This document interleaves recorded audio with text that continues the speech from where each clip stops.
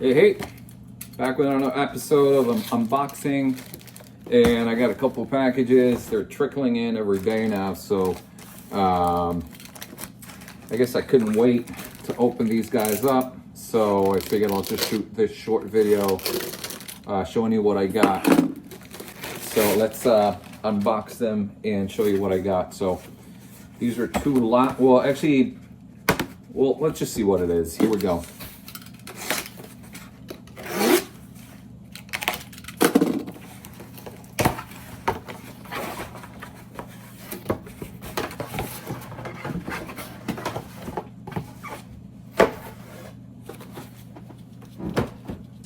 So these are a batch of Hulk Copper McFarlane Hulk issues. What grabbed my attention with these is that the seller listed them for dirt cheap, around like $3 a pop or so. And then I, clicked on seller's other items, and I saw that he has a few of them that he just listed, and they're all dirt cheap. But they're all, for the most part, they're all newsstand edition, which is like kind of like a double-edged sword, because at some point you want to have the newsstand edition, but then again, that like most newsstands were beaten to shreds, or displayed on newsstands back in the 80s, and they were not given the care and attention that they needed. So it's very rare to come across newsstands that are like in high end quality. I didn't expect these to look sharp, but for the price, each one of them was approximately like $2 to $3, and I'll show you which ones they are, and we'll assess. So here's a Hulk 334. Let's pop her open.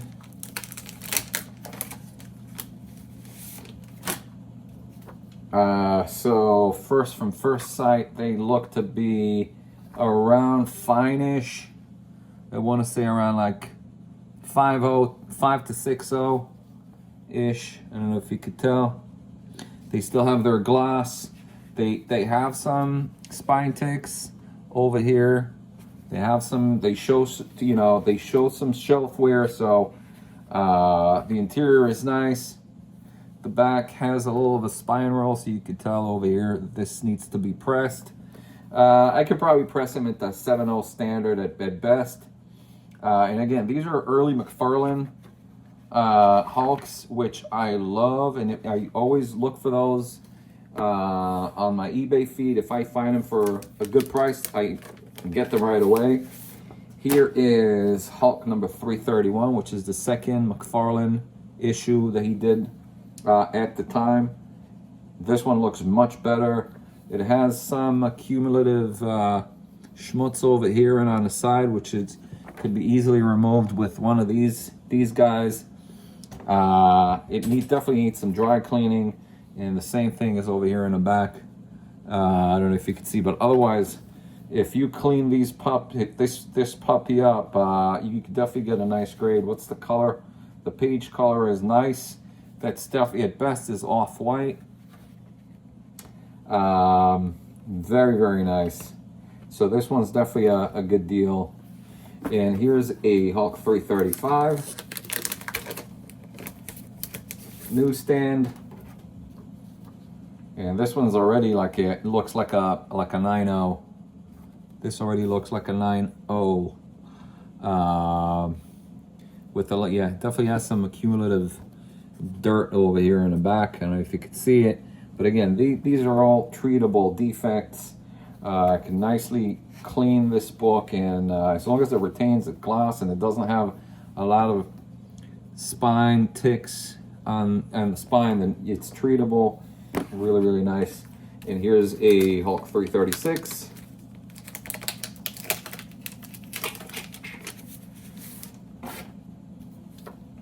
X Factor appearance. I remember when this book came out, this was like a really, really big deal when it came back then. It never really added value to the book, but I mean, it's a classic McFarlane book, and nice gray Hulk run by McFarlane, which I love to collect. I have a few sets of these, and like I said earlier, I always get them when I find them on the cheap. And I clean them, I press them, and then some of them I sell. This is a much, much better copy. Obviously, it's not newsstand, and that's the reason why it is definitely in much better shape. And here is a Hulk 339 newsstand in really nice shape. Really beautiful. The ones I've noticed, the ones that get closer to 340, obviously, which is the key and the whole batch, the whole run that McFarlane did. Anything from 338, 339, 340, of course, 341 out to 345 are really very sought after books. I wonder if it has to do with print run or just the fact that McFarlane's style has become more familiar with readers. Here's 341 newsstand. Looks in a little worse condition. There's a lot of spine ticks over here on the side. But this is already, like, this is when McFarlane already has shaped his style to be like this, something between John Byrne and Art Adams, and all the lines are in full blast. All of McFarlane's squiggly lines, as I call them, are in full blast mode. Nice, very good copy. Yeah, this one is a little beaten up. But again, these are $10, $15 books, even at this condition. And I suspect that, like, the older we get, the more sought after these books will be. And here's a Hulk 342, also in kind of like, let's look at the back cover. Yeah, this is kind of like a very good finish, around like a 50, 55 condition. Newsstand, of course. And here's a Hulk 346, which looks to be in a much better condition. Now, this is already Erik Larsen, but it still is a sought after, well, Erik Larsen and McFarlane cover. McFarlane already, yeah, he was already done at this point, I was sure. Yeah, 340, you know, it's actually McFarlane still doing the layouts in this one. I thought 345 was the last one, but I guess I was mistaken. 346 is still a McFarlane issue, but this is Erik Larsen and McFarlane. And this one is in a much better condition over here. So I got all of these McFarlane Copper Hulk books. 1, 2, 3, 4, 5, 6, 7, 8, 9. 9 copies all in all. Let's see how much I paid for in total. Let me see what's the total price out the door for all of them was $38.61. Yeah, and yeah, what happened is, like, the guy listed them for dirt cheap, around like anywhere from like $3 to $4 each, and then he also had a 10 or 15% discount, which was like, you know, another $5 off, and then he combined everything together. It came to $38.61. So a little over around like $3.50 each for each one out the door for these books. I'm really happy with these. I'm gonna press them and give them the desired attention that they need, and then I may sell some of them, or I may get them into the vault. For those of you that follow my channel and follow my videos, you get to see me talk a lot about, like, buying comic books that I can find, and I can look at the listing and look if they're providing good pictures and the price is right.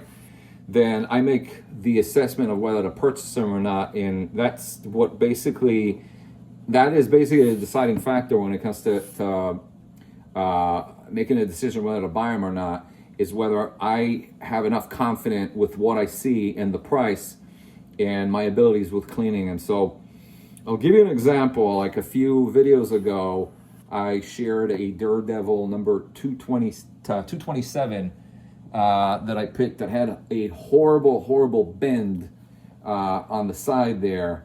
And here's what the comic book looks like after I pressed it. So you could see that the bend is almost all but gone if you compare it with what I had, with how I purchased it. It is nearly completely flat, And again, my concern is always more with the spine as opposed to any other bends that are on the book. And overall, this book, when I received this book, I paid, I think, like $6 or $7, I can't remember, but the book was like bent. It had like a really, really bad bend over here on the on this corner, and now it's almost all gone. I need a couple more presses for this to become completely flat. I do this like every once in a while, that, you know, I'm just hanging in the office over here and just like looking for deals, or just like grading books or doing whatnot. I'll just pop it into my my Seal 210M and press it for a few minutes. I'll leave it over there just to cool off for the whole day. And every time that you do one of those presses, depending on how bad or how severe the fold is, the crease is, every time that you press it, it will gradually become flatter and flatter. So that's just an example of how you can fix a book when you get it. And again, it's all about your assessment of the book when you purchase it versus, of course, the amount that you invest in it. So when I see a book like this for under $10, and now this copy, by the way, this book itself is making the rounds because I think it's either Netflix. They just renewed another Daredevil season with the Born Again storyline or not. So again, these are books that I wouldn't necessarily call them specs. This is, to me, has always been a key. It's always been a key. It doesn't matter what happens with this book, and that's like my general thought about like books in general. Like, you know, you if you're a collector, if you're a reader, and you went through decades of reading and collecting comic books, you should know what's considered to be a key book, regardless of what's happening with it at the moment. If it's trending for, you know, situations that have to do with the art itself, or, you know, if the book appears in a movie or what have you, this will always be a key. Much like Dark Knight is a key. Much like any of the Frank Miller stuff that he did for Daredevil and Batman in the Copper era, they will always be considered keys. They may not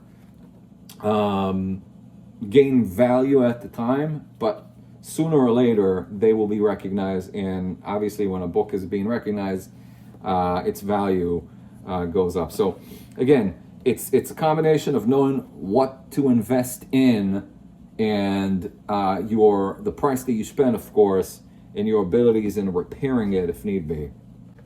Okay, let's go with package number 2 here.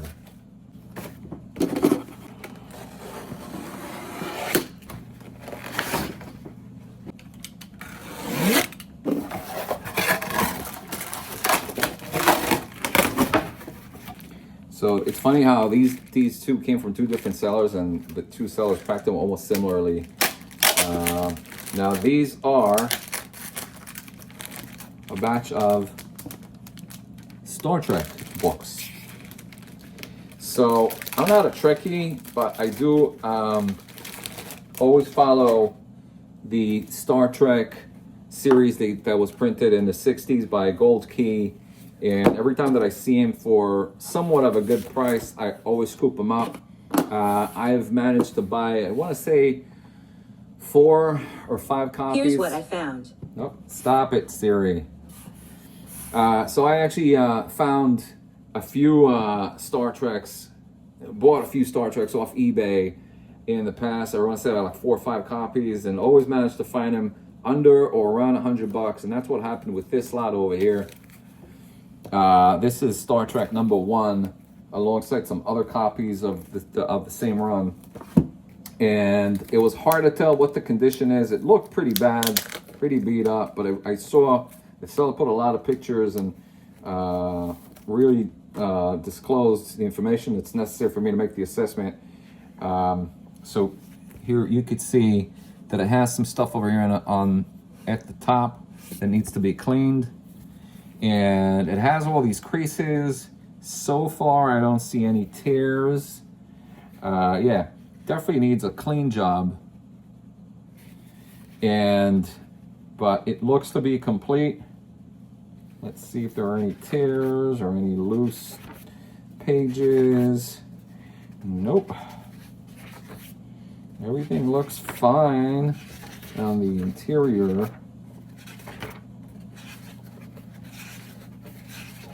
everything's there. And yeah, so there are no spine splits or anything. There's a tiny little split over here, about a quarter inch. But considering that this needs a clean, just needs a clean and a press, I'm confident that I'll be able to get it up to 4 to 4.5. And what are Star Trek 4 to 4.5 are going for nowadays? They're listed, a 4.5 is listed for $366. That's pretty much where I thought it was. It's listed for that much. How much did they sell for? There's a 4.0 that sold in December 19 for $235. There is a 3.5 that sold for $274. There's a 4.0 that sold for almost $300. 4.5 for $329. So yeah, they're at around like $300. And I knew that the condition is at around like very good at best, which is right about where this is. And the other one, this one definitely didn't look good at all. I wouldn't even take it out of the bag, because you could see through the bag that there's some serious stuff happening over here. So this probably won't even be able to sell this one. This one is in a better condition. That is issue number 4, if I'm not mistaken. It's interesting that Gold Key back then never put the issue number on the cover. Yeah, this is issue 4. It's pretty much just the same thing. Yeah, this one has this chewed up thing over here. And a nice fold over here. But they're complete, so that's the good news. Okay. So they are pretty beaten up, but to get this lot for $100 plus shipping and taxes, this came to $120. I'm happy with this lot, particularly knowing that I could restore this to 4 to 4.5 condition once I'm done with cleaning and pressing it. Here's issue number 24, which is in better condition. Here's issue number, yeah, so these are in better shape. There's like a little thing over here as well. Issue number 29. Yeah, no, this one definitely needs a press, as you can see.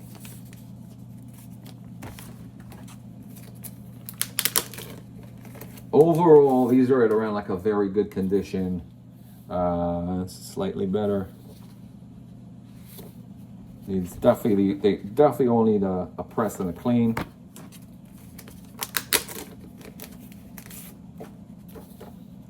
Issue number 40. Again, these just need a press, a quick press and a clean. Now, the ones that are from the 70s, they're cool. I mean, like they definitely have. This is a really nice cover. They had nice painted covers, I gotta tell you.